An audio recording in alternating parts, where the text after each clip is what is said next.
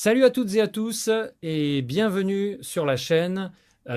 Aujourd'hui, on a un sujet absolument brûlant, sûrement l'un des plus importants de ces dernières semaines, ce qui signifie qu'on va devoir prendre le temps de bien tout décortiquer ensemble. Et la situation géopolitique mondiale, eh bien, elle est en train de basculer littéralement sous nos yeux. Avant de lancer la vidéo de monsieur Andrei Martianov, laissez-moi vous poser le décor, parce que ce qu'il va dire, ça résonne directement avec ce que nous, on observe depuis des mois sur cette chaîne. Le ministre iranien des Affaires étrangères, M. Abbas Araghchi, vient tout juste de rencontrer le président Vladimir Poutine à Saint-Pétersbourg. Et ce n'est absolument pas anodin. Selon Radio France Internationale, Poutine a déclaré que la Russie ferait tout pour ramener la paix au Moyen-Orient. Et de son côté, Araghchi a directement accusé Washington d'avoir torpillé les pourparlers. Vous voyez, ce qui est fascinant, c'est qu'on assiste en temps réel à la naissance d'un nouvel ordre mondial. Et je sais que certains me reprocheront, encore une fois, d'avoir une grille de lecture favorable à Téhéran et à Moscou, mais regardons les faits, simplement les faits, sans passion. L'Iran tient toujours fermement le détroit d'Ormuz. Ce qui signifie que près de 20% du pétrole mondial est, à l'heure où je vous parle, sous contrôle iranien direct. Le baril de Brent dépasse les 105 dollars et certains analystes parlent désormais d'une fourchette durable entre 108 et 120 dollars. Ce qui est intéressant dans l'analyse de M. Martianov, c'est qu'il rejette frontalement la thèse du stalemate, du match nul, défendue par la lieutenant-colonel à la retraite Lindsey Sherman sur ABC News. Et, historiquement parlant, il a raison. Souvenez-vous de la guerre de Suez en 1956. Les Britanniques et les Français croyaient également qu'ils tenaient un match nul face à Nasser. Résultat, Eisenhower les a humiliés. Et ce fut la fin officielle de l'Empire britannique. Aujourd'hui, on assiste sûrement à un moment Suez pour les États-Unis. Autre élément crucial que M. Martianov va aborder, NBC News reconnaît désormais que les dégâts iraniens sur les bases américaines au Moyen-Orient sont bien plus importants que ce qui a été admis publiquement. Des milliards de dollars de réparation. Les fameux 5 Iraniens, ces vieux appareils de l'époque du Tcha, ont participé à des frappes efficaces. Ce qui signifie une chose simple, la défense aérienne américaine, on nous l'a vendue comme invincible pendant des décennies, eh bien, elle est largement surévaluée. Et puis, il y a le sujet des terres rares. La Chine contrôle plus de 90% de la capacité mondiale de transformation. Le 1er janvier 2027, soit dans 268 jours, les nouvelles règles de procurement du Pentagone interdiront les terres rares chinoises dans les systèmes de défense américains. Sauf que, il n'existe absolument aucun fournisseur de remplacement crédible. Zéro. Concernant la situation au Mali, qu'il évoquera à la fin, selon le ministère russe de la Défense, l'Africa Corps russe a déjoué une tentative de coup d'État le 25 avril 2026. Opération que beaucoup attribuent à des réseaux français mécontents de leur éviction du Sahel. Quant à la prétendue tentative d'assassinat sur M. Trump du 25 avril, avec l'inculpation de Cole Allen, 31 ans, par un tribunal fédéral de Washington le 27 avril, M. Martianov évoquera sûrement l'hypothèse d'une mise en scène. Je vous laisse vous faire votre propre opinion là-dessus. Bref, accrochez-vous, parce que ce que vous allez entendre, ça va probablement bousculer pas mal de certitudes occidentales. Place à la traduction intégrale. On voit à la fois le président Trump et les dirigeants iraniens affirmer qu'ils gagnent cette guerre. Maintenant que nous en sommes à 8 semaines et que nous entrons dans la 9e semaine, comment voyez-vous les choses? Où en est-on? Je pense, Georges, que nous assistons à une impasse entre les États-Unis et l'Iran.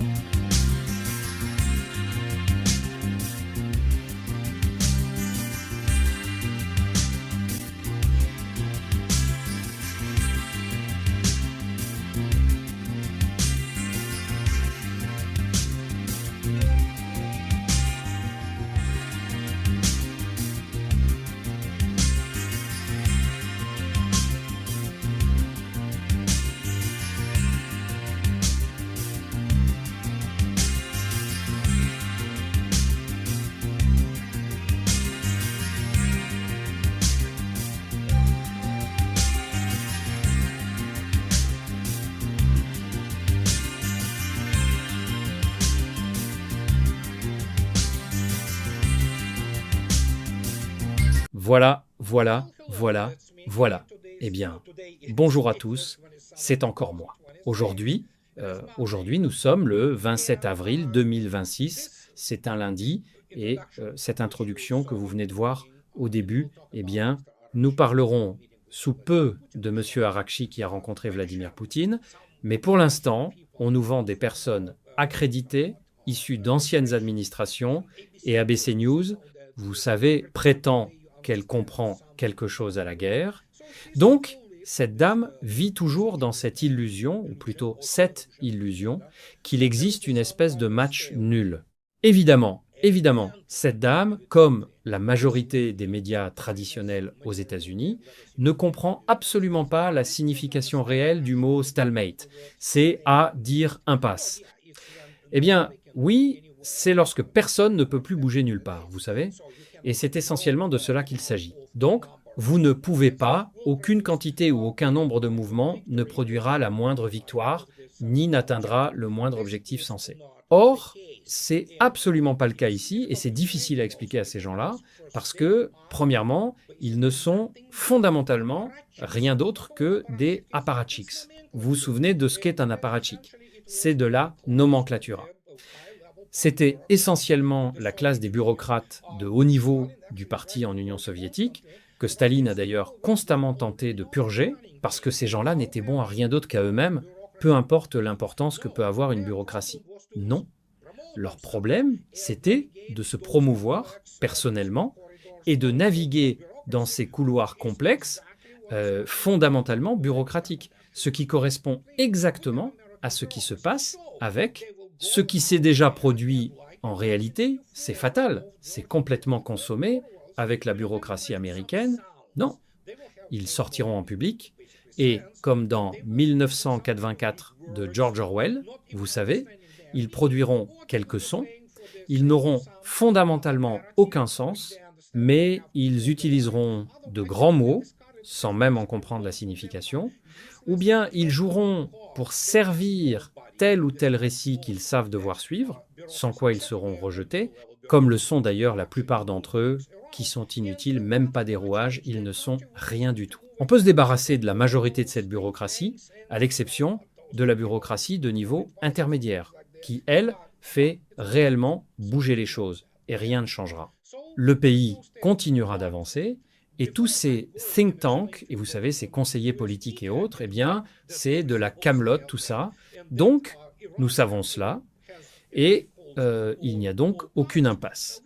Mais avant de vous expliquer que même les médias américains admettent qu'il n'y a pas d'impasse, et que l'Iran détient en réalité toutes les cartes, nous pouvons constater que M. Arakchi, le ministre des Affaires étrangères de la République islamique d'Iran, voyage actuellement dans le monde entier. Il était à Oman, il est désormais à Saint-Pétersbourg où il a rencontré Vladimir Poutine, et ce fut une négociation très amicale.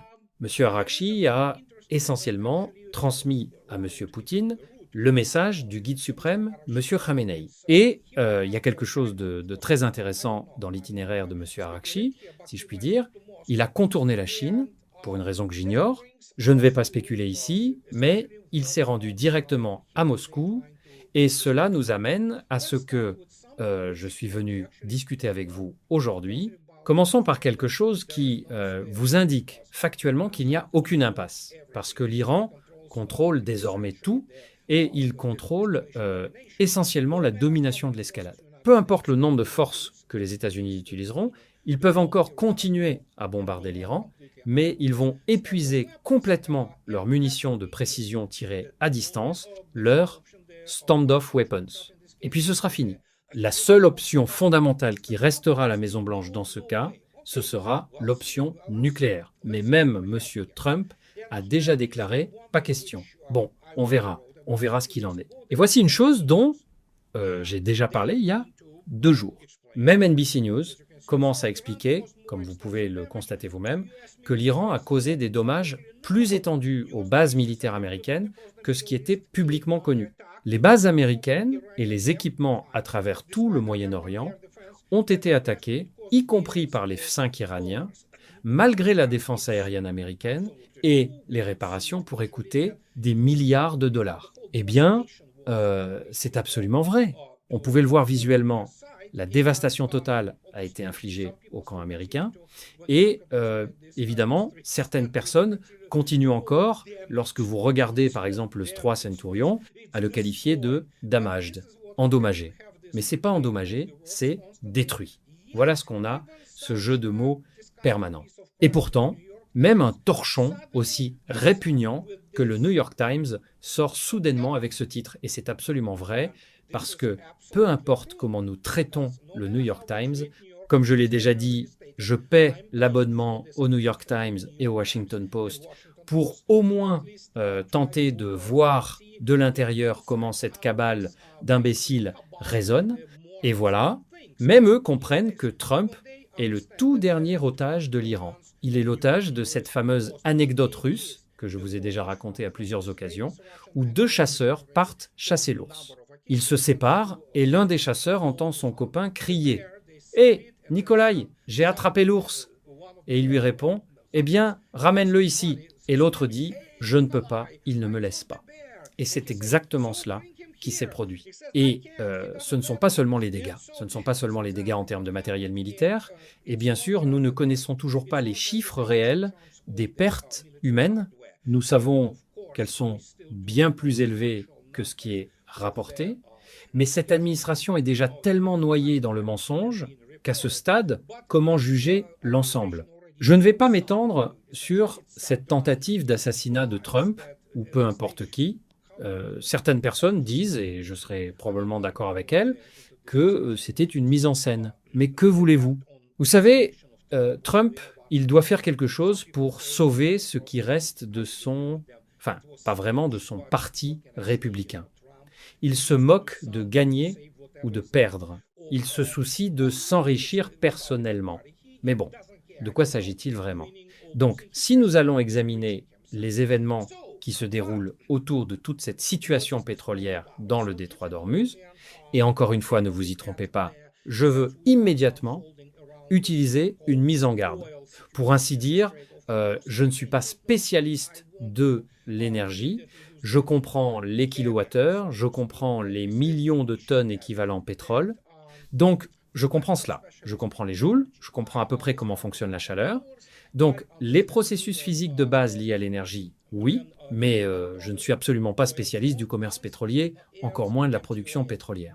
Cependant, voici la question liée à ce que nous avons constaté concernant le fait que Trump est un otage. Si nous regardons aujourd'hui le prix du pétrole, je rappelle, ce sont des futurs, des contrats à terme, ne vous y trompez pas, c'est essentiellement du pétrole papier, mais même cela, vous pouvez le constater vous-même, tout se négocie au-dessus de 100 $ et continue à fluctuer dans ce corridor entre 108 et 120 $. Et donc cela continuera à fluctuer ainsi. Mais nous pouvons voir maintenant les effets, même ceux que ces soi-disant gars du site oilprice.com mentionnent, même si beaucoup d'entre eux qui y écrivent ne sont pas que des journalistes. Certains sont dans le secteur pétrolier depuis un bon moment.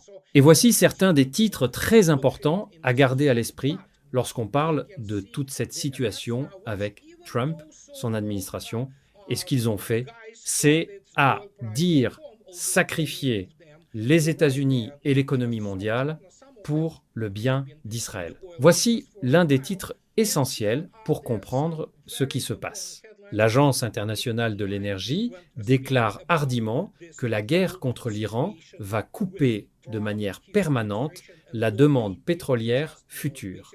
Et oui, on peut déjà le voir, le chef de l'AIE, M. Fatih Birol, a dit que la guerre contre l'Iran a changé de manière permanente l'industrie des combustibles fossiles et qu'elle va accélérer le virage vers les renouvelables, l'énergie nucléaire et l'électrification au détriment de la demande pétrolière. Cela reste à voir, mais je peux certainement constater que certaines personnes, en particulier dans les pays développés, dans les villes, vont se tourner davantage vers l'énergie électrique.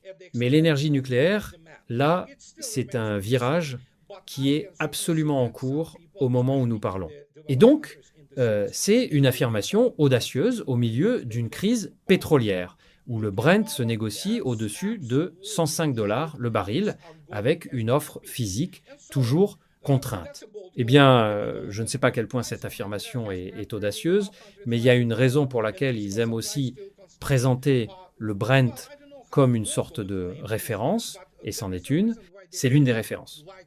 Le pétrole russe se négocie activement bien au-dessus de 100 $ de toute façon, parce qu'il était historiquement indexé sur le Brent. Birol a déclaré au Guardian que les dommages à la confiance dans la sécurité des combustibles fossiles sont permanents et que les pays exposés à la perturbation du détroit d'Ormuz vont désormais reconsidérer la quantité de risques géopolitiques qu'ils peuvent assumer. Eh bien, ce n'est pas seulement, vous savez, évidemment, le monde entier est essentiellement lié au détroit d'Ormuz. Mais nous avons ici un autre avis, et celui-là est très important parce qu'il est tout simplement correct. Voici Cyril Wiedershoven, un analyste senior en énergie maritime et en géopolitique, conseiller en série de la Blue Water Strategy, spécialisée dans l'intersection stratégique entre le shipping et la géopolitique.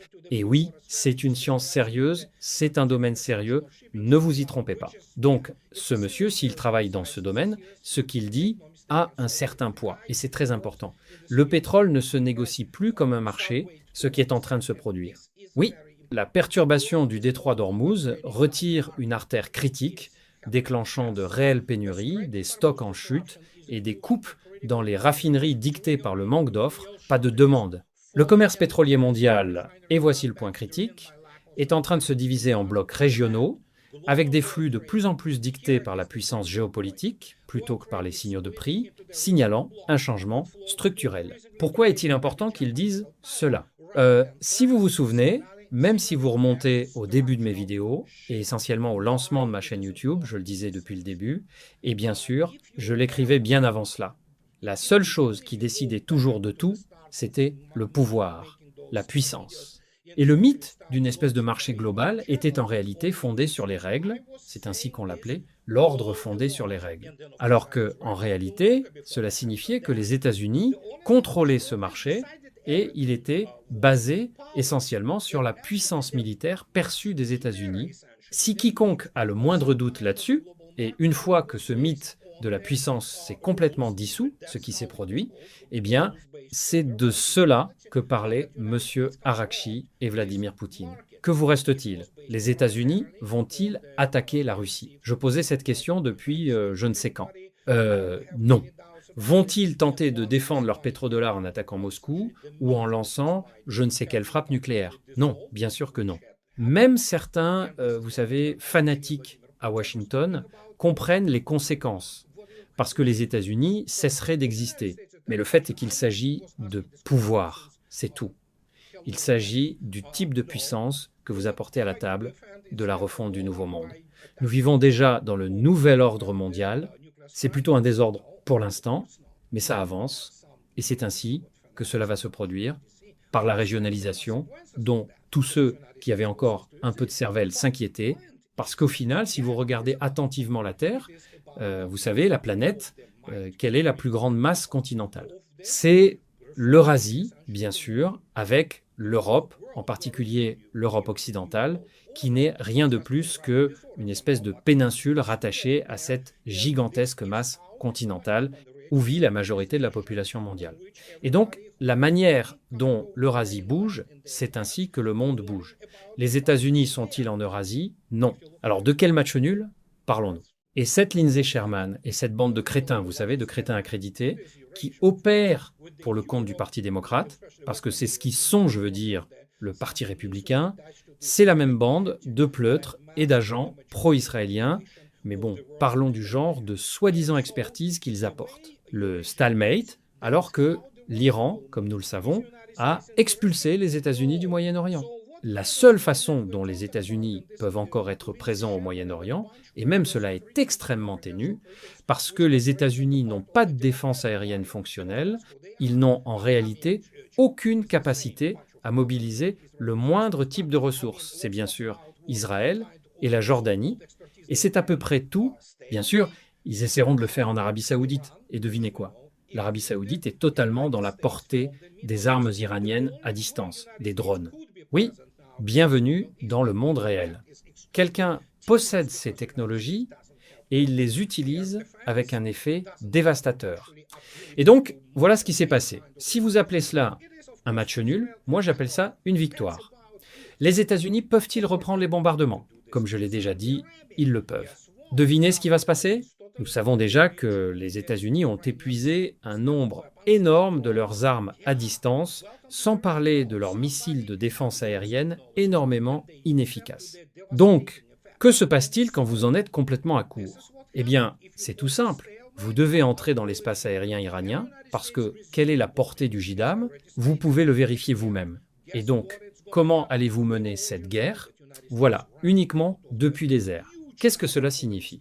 Vous allez perdre davantage d'avions. Fondamentalement, ce processus, les États-Unis n'y sont pas vraiment habitués. Parce que dans ce cas précis, ils perdront non seulement ces F-15 qui tombent déjà du ciel de manière assez régulière, non, on ne peut plus en blâmer un quelconque type outil qui aurait décidé d'abattre 3 F-15. Non, vous allez perdre des avions. Vous allez les perdre de la même manière que cela s'est produit lors de cette opération désastreuse, ratée, disparant, prétendument pour l'extraction de l'un des pilotes américains du énième F-15 abattu. Alors, que va-t-il se passer? Rien de bon. Et nous y voilà, et l'administration Trump fait face à un véritable problème grave qui, selon certains, est lié à cette tentative d'assassinat prétendument mise en scène contre lui. Mais nous ne savons pas encore, il faut attendre et voir. Mais juste pour, juste pour vous donner un exemple de la gravité des choses, nous avons à nouveau M. House. Donc, M. House dit « L'argument du président, selon lequel les autres guerres ont duré des années et que nous ne sommes donc soumis à aucune pression temporelle en Iran, néglige la réalité selon laquelle la fermeture du détroit place les États-Unis et les économies mondiales dans une position intenable. La Corée, le Vietnam et l'Irak, malgré tous leurs coups, ne l'ont pas fait. Eh bien, c'est vrai, mais ce n'est pas seulement contre le détroit d'Ormuz. Aussi extraordinairement important soit-il, le fait est que l'Iran possède ce que les États-Unis possèdent, et même mieux, dépasse les États-Unis en portée en ce qui concerne ses forces de missiles. Il dispose de drones à longue portée, et ce sont les outils militaires qui permettent à l'Iran de tenir effectivement les États-Unis à distance. Et donc, il y a une autre chose qui se passe, et c'est toute une autre histoire. Habituellement, les gens n'en parlent pas. Mais regardez ceci. Nous avons maintenant la situation où le Pentagone a 268 jours pour remplacer la chaîne d'approvisionnement la plus critique de l'Amérique. Il parle de Michael Scott, mais regardez attentivement ce que vous voyez ici. Je ne sais pas pourquoi ils ont mis 3 Su-35 sur cette image, parce que cela n'a rien à voir avec les États-Unis. C'est un avion russe de 4e génération plus, à la pointe de la technologie, et éprouvé au combat. Mais oui, c'est ce que sont ces gens-là. C'est ainsi qu'ils comprennent le monde. Et donc, le pétrole flambe à cause des frappes contre l'Iran. Le carburant coûte plus cher. Tout coûte plus cher. Cette douleur est réelle. Eh bien, tant mieux que quelqu'un admette enfin que la douleur est réelle et ne croyez pas ces contes de fées de M. Donald Trump. Mais voici ce que la plupart des Américains ne réalisent pas. Le pétrole et le gaz ont des dizaines de fournisseurs mondiaux. Quand une source est perturbée, d'autres comblent le vide. Les prix montent en flèche, puis se stabilisent. Mais ce dont il parle, bien sûr, c'est ceci. Ce sont les ressources de terres rares et les alliages de terres rares, en particulier ceux que le Pentagone ne nomme pas publiquement. C'est différent. Il n'y a aucun fournisseur de remplacement, il n'y a aucune réserve stratégique correcte. La Chine dominait cela depuis, vous savez, 90% de l'approvisionnement de ces métaux de terres rares, ce qui leur permettait de les utiliser partout, des applications civiles aux applications militaires. Et il parle dans ce cas précis des aimants et du rôle critique qu'il joue dans les systèmes de guidage et l'électronique radio et des choses qui nous donnent essentiellement la guerre et les moyens modernes de la guerre, si vous voulez. Et donc, la Chine contrôle plus de 90% de la capacité mondiale de fabrication de ces alliages, et ils ont déjà commencé à fermer le robinet en restreignant les exportations de la technologie de transformation des terres rares, des équipements et de l'expertise. Et il y a une échéance ferme qui approche, et voici pourquoi: 268 jours. Le 1er janvier 2027, soit 268 jours à partir d'aujourd'hui, de nouvelles règles d'approvisionnement de la défense américaine entreront en vigueur en vertu du FARS et du paragraphe 4872 du Code des États-Unis, titre 10. Les matériaux de terres rares d'origine chinoise seront interdits dans les systèmes de défense américains. Et il parle évidemment de la situation qui semble très mauvaise dans ce cas pour Lockheed, RTX, Northrop Grumman et d'autres. Mais il parle de l'une des entreprises basées à Euclid, dans l'Ohio, qui aurait prétendument la capacité de les extraire et de les transformer. Mais encore une fois, ce dont il parle, c'est principalement d'actions boursières. Nous le savons, des actions, pas seulement des actions, je veux dire évidemment, vous aurez le flux du capital spéculatif dans ce cas, parce que cela se négocie à Wall Street. Une fois que la chose sera mise en place et que l'entreprise sera capable de fournir le complexe militaro-industriel américain et d'autres applications civiles avec ses alliages, peut être, mais encore une fois, il n'y a aucune garantie. Et c'est un autre point critique lorsque vous regardez attentivement la régionalisation du monde entier. C'est ce que l'administration Trump a accompli, entre guillemets, et cela ne s'annonce vraiment pas bien pour les États-Unis, même à moyen terme, sans parler du long terme, et c'est très difficile maintenant d'évaluer les dégâts réels. Monsieur Novak, ce tsar de l'énergie pour la Russie, dit que oui, si Hormuz se rétablit d'une manière ou d'une autre, évidemment, à condition que quiconque passe et n'est pas un pays ami de l'Iran paie un péage. Il a dit qu'il faudrait des mois avant que quoi que ce soit ne revienne à une certaine normalité, mais encore une fois, qu'est-ce que la normalité ? Évidemment, on parle d'une absence de volatilité, d'une atténuation de cette volatilité, mais la réalité est que, bien sûr, on ne va plus avoir ces chiffres bas, très probablement, on va rester au-dessus, sûrement. Encore une fois, ne vous y trompez pas, je ne suis pas une Cassandre énergétique ici. Je ne prétends pas, je ne me représente pas comme comprenant toute la chose qui se cache derrière, mais il semble que si nous parlons de régionalisation, qui est déjà en cours, y compris bien sûr les voies de communication maritime, qui sait où nous allons avec cela ? Eh bien, les Russes sont assis tranquillement, vous savez, et ils sont, souvenez-vous de la route maritime arctique, et vous savez, l'énorme capacité russe de brise-glace, tout cela entre en jeu de manière massive. Et oui, c'est aussi pour cela que les Russes continuent de développer leur marine. Et au fait, ils ont posé la quille, c'est à dire commencer à fabriquer 10 à 7 dragueurs de mines flambant neufs supplémentaires. Ce ne sont même plus des dragueurs de mines, ce sont des navires d'opération de contre-mines. Ils sont fabriqués en fibre de verre, avec une coque extrêmement résistante, et la Russie en possède déjà 10 à 7. C'est critique quand vous comprenez maintenant que même les rumeurs concernant les mines entrent en jeu. C'est tout simplement horrible pour quiconque pense pouvoir contrôler les voies maritimes. Et il y a une autre chose, évidemment, Trump dit que, d'une certaine manière, la marine américaine est en train de déminer le détroit d'Ormuz. Je ne sais pas, ce gars vit dans un univers alternatif, mais ce ne serait pas moi si je ne vous montrais pas ce qui se passe réellement sur la ligne de contact en Ukraine. Et comme vous pouvez le constater vous-même, on regarde l'étude du jour qui est, oui, à peu près standard. C'est le 27. Voyons voir, 2 MLRS supplémentaires ont été détruits.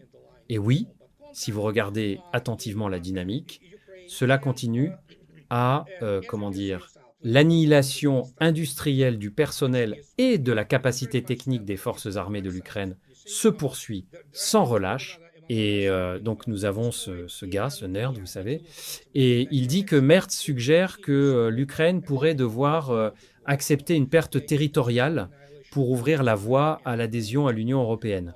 Vous savez, c'est aujourd'hui, vous savez quoi, bien sûr. C'est la seule façon dont cela se produira. Et les Russes ne verraient pas d'inconvénient à ce qu'ils aillent dans l'Union européenne. Ils ne permettront pas à l'Ukraine d'aller dans l'OTAN.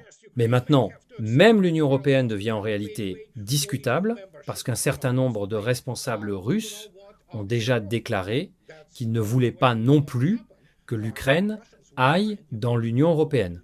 Et donc, que dire ?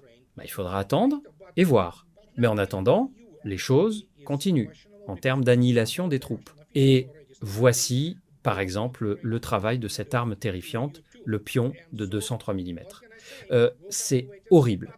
203 mm, quand ça vole vers vous, c'est pas bon. Donc, maintenant, vous avez aussi cette question de l'Iskander qui utilise ce qu'on appelle un complexe de reconnaissance frappe sur le personnel des forces armées ukrainiennes. Donc voilà, et je comprends que cela semble horrible, c'est oui, mais c'est la guerre. C'est le prix que nous payons pour tous ces, vous savez, crétins parfumés et accrédités dans les gouvernements qui opèrent, vous savez, sur ordre de leur classe de donateurs et de leurs entreprises, en particulier le complexe militaro-industriel qui a déjà corrompu, dans ce cas précis, le gouvernement des États-Unis.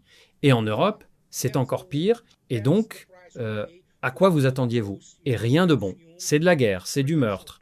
Et ces gens ne le comprennent même pas, parce qu'ils n'ont même pas de pivot moral, pour ainsi dire, pour comprendre ce qui se passe là-bas. Mais que dire ?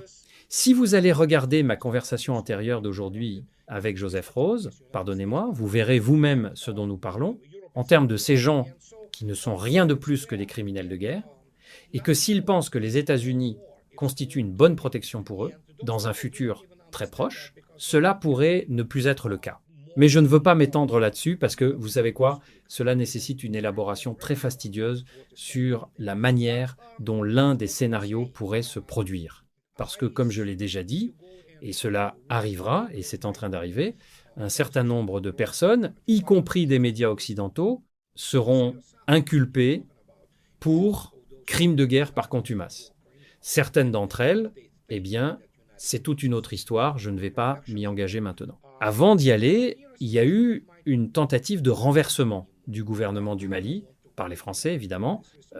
Ils ne peuvent toujours pas y croire, vous savez, ils ne peuvent pas vivre avec l'idée qu'ils ne sont plus personne et qu'ils vont être chassés de l'Afrique. Et donc, voici fondamentalement certains événements qui se déroulent à travers l'Afrique Accord russe, si vous voulez l'appeler le commandement africain. Monsieur Riken s'occupe de ces choses, et oui, il tue ces soi-disant, vous savez, Hyundai, si vous voulez. Et oui, manifestement, la tentative de renversement du gouvernement a échoué, non sans perte, cependant. Mais encore une fois, c'est ce qu'est le monde aujourd'hui. Et que dire ? Je suis triste de le dire, mais nous verrons davantage de meurtres et de violences dans les mois à venir. Et espérons que cela n'augmente pas dans le futur. C'est le seul espoir que je puisse, vous savez, vous offrir. Mais voilà ce que je voulais vous dire aujourd'hui, les amis. Et comme toujours, ceux qui aiment ce que je fais, abonnez-vous à ma chaîne.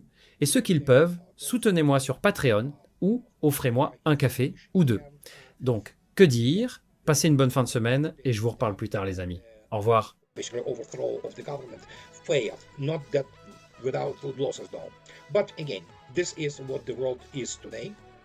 And what can I say? I'm sad to say this, but we will see more killing and more violence in coming months. And let's hope that this does not increase in the future. This is the only hope I can, basically offer to you. But this is what I wanted to tell you guys today.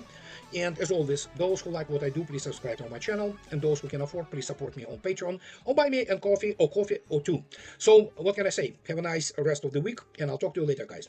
Bye bye. Voilà, mes amis. Voilà. Quelle analyse, quelle masterclass, vraiment. Andrei Martianov vient encore une fois de nous livrer une lecture chirurgicale à contre-courant de tout ce que les médias mainstream occidentaux nous servent sur un plateau depuis 8 semaines maintenant. Et prenez le temps de bien digérer ça, parce qu'on va passer en revue, point par point, ce qu'il a dit, en y ajoutant des éléments factuels que peut être sûrement même certains d'entre vous ignoraient encore. Premièrement, l'histoire de l'apparatchik. C'est absolument fondamental. Quand Martianov parle de Lindsay Sherman comme d'une apparatchik typique, il ne fait pas une simple insulte. Il pose un diagnostic sociologique d'une précision redoutable. Souvenez-vous, Hannah Arendt, dans son ouvrage sur Eichmann à Jérusalem en 1963, parlait de la banalité du mal.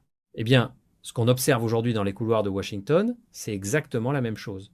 Ce qui signifie que des gens médiocres, qui ne savent rien produire de concret, occupent des postes décisifs et conduisent une superpuissance dans le mur. Historiquement, c'est exactement ce qui a précédé l'effondrement soviétique sous Brejnev et Tchernenko. Deuxièmement, cette histoire du stalemate. Là, il faut vraiment être méthodique. Selon Le Grand Continent, dans son article du 27 avril 2026, Téhéran a envoyé une nouvelle proposition d'accord pour rouvrir le détroit d'Ormuz, mais à ses propres conditions. Or, qui pose ces conditions dans une négociation ? Le perdant ou le vainqueur ? La réponse, elle est évidente. Selon Euronews du 28 avril, l'Iran exige rien de moins que la levée totale du blocus américain sur ses ports et la fin officielle de la guerre. Ce ne sont pas les exigences d'un pays en match nul, ce sont les exigences d'un pays qui dicte les termes. Et c'est là que je voudrais ajouter un élément historique souvent oublié. En 1987, durant la guerre des pétroliers entre l'Iran et l'Irak, les États-Unis avaient déployé l'opération Ernest Will pour escorter les tankers koweïtiens. À l'époque, l'Iran était diplomatiquement isolé, économiquement exsangue et militairement épuisé après 7 ans de guerre contre Saddam. Et pourtant, déjà, les Américains peinaient à sécuriser le détroit. Aujourd'hui, en 2026, l'Iran a un missile hypersonique, des drones de portée intercontinentale et surtout, un partenariat stratégique blindé avec Moscou et Pékin. La comparaison historique est implacable. Troisièmement, cette rencontre entre Arakchi et Poutine à Saint-Pétersbourg. Selon Le Temps, dans un article publié le 27 avril 2026, l'escale était officiellement impromptue. Mais en diplomatie, mes amis, rien n'est jamais véritablement impromptu. Selon Radio-Canada, Poutine a offert à l'Iran la médiation russe complète, ce qui signifie que Moscou se positionne désormais en arbitre incontournable du dossier moyen-oriental. Souvenez-vous de l'accord saoudo-iranien de mars 2023, négocié par Pékin. Eh bien, on assiste à la même chose aujourd'hui, version russe. Le retrait américain laisse un vide diplomatique, et ce vide, il est comblé instantanément par les puissances eurasiatiques. Le contournement de Pékin par Arakchi est sûrement l'élément le plus intrigant. Martianov refuse de spéculer, mais permettez-moi, moi, de proposer une lecture. Téhéran sait que le partenariat sino-iranien de 25 ans, signé en mars 2021, est déjà acquis et fonctionnel. Aller à Moscou directement, c'est envoyer un signal clair à Washington.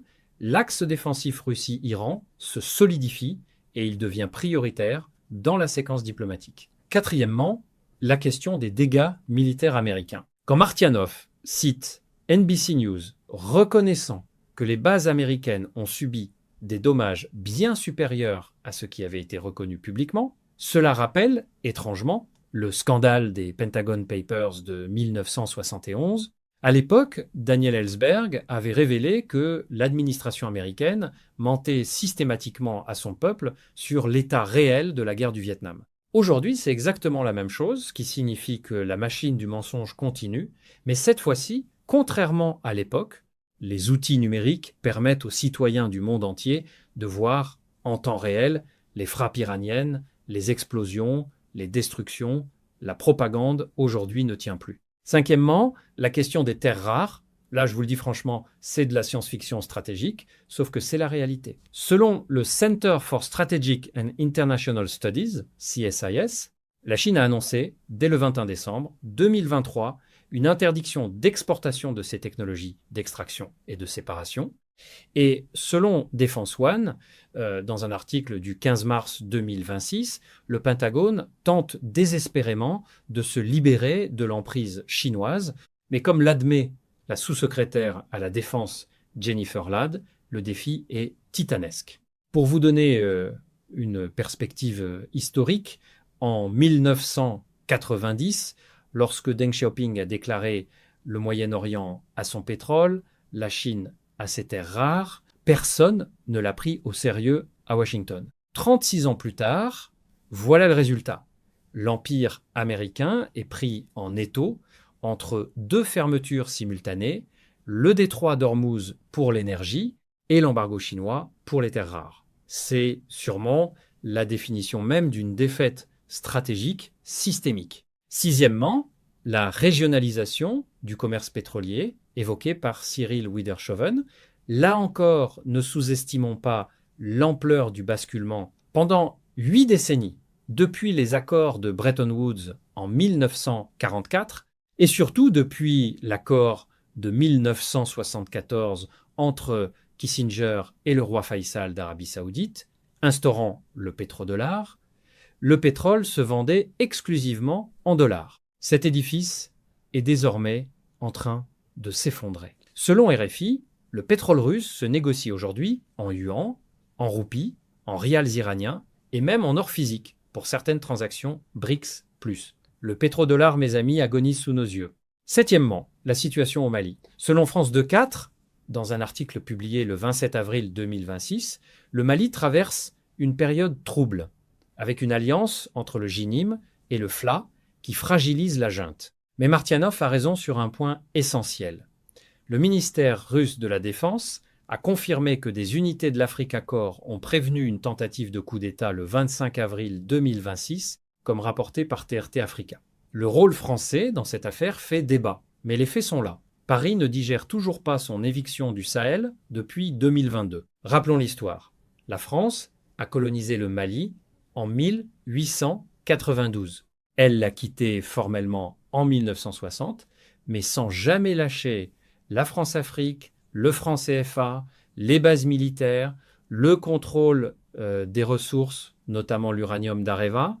62 ans plus tard, en 2022, la junte d'Assimi Goïta a expulsé Barkhane. 3 ans plus tard, en 2025, c'est l'Africa Corps qui patrouille à Bamako. Le cycle colonial se ferme. Et il se ferme avec un accent slave. Personnellement, je trouve ça historiquement fascinant. Huitièmement, sur la question ukrainienne. Quand Martianov évoque Friedrich Merz, suggérant que l'Ukraine devrait accepter des pertes territoriales pour entrer dans l'Union européenne. On est dans le pur cynisme allemand. Souvenez-vous des accords de Minsk 1 et 2, signés en 2014 et 2015. Angela Merkel et François Hollande ont, depuis, publiquement reconnu que ces accords n'étaient qu'un jeu pour gagner du temps et armer Kiev. Aujourd'hui, l'Allemagne reproduit exactement le même schéma. Mais cette fois-ci, Moscou ne se laisse plus berner. Le pion de 203 mm, l'Iskander, le complexe reconnaissance frappe, tout cela témoigne d'une supériorité technologique russe que les armées occidentales mettront sûrement des décennies à rattraper, si elles y parviennent un jour. L'OTAN n'a tout simplement pas d'équivalent à l'Iskander M, ni au Kinjal, ni à l'avant-garde hypersonique. C'est un fait technique, pas une opinion politique. Neuvièmement, et je veux insister là-dessus, la prétendue tentative d'assassinat sur Trump du 25 avril 2026, selon La Croix, dans son article du 28 avril, un certain Cole Allen, 31 ans, a été inculpé par un tribunal fédéral de Washington. Mais comme le note Martianov, et comme l'évoque également France Info, l'instrumentalisation politique de cet événement pour museler les médias et redorer le blason présidentiel pose sûrement question. L'histoire américaine est jalonnée de ces zones d'ombre. Kennedy en 1963, Reagan en 1981 et ces deux tentatives sur Trump en 2024. À chaque fois, des récits officiels rapidement bouclés et des questions qui demeurent sans réponse pendant des décennies. Dixièmement, et c'est mon point de conclusion, la question fondamentale que pose Martianov, qui contrôle l'Eurasie, contrôle le monde. C'est exactement la thèse de Halford Mackinder en 1904 dans son fameux discours The Geographical Pivot of History, et c'est exactement la thèse qu'a développée Zbigniew Brzezinski en 1997 dans Le Grand Échiquier.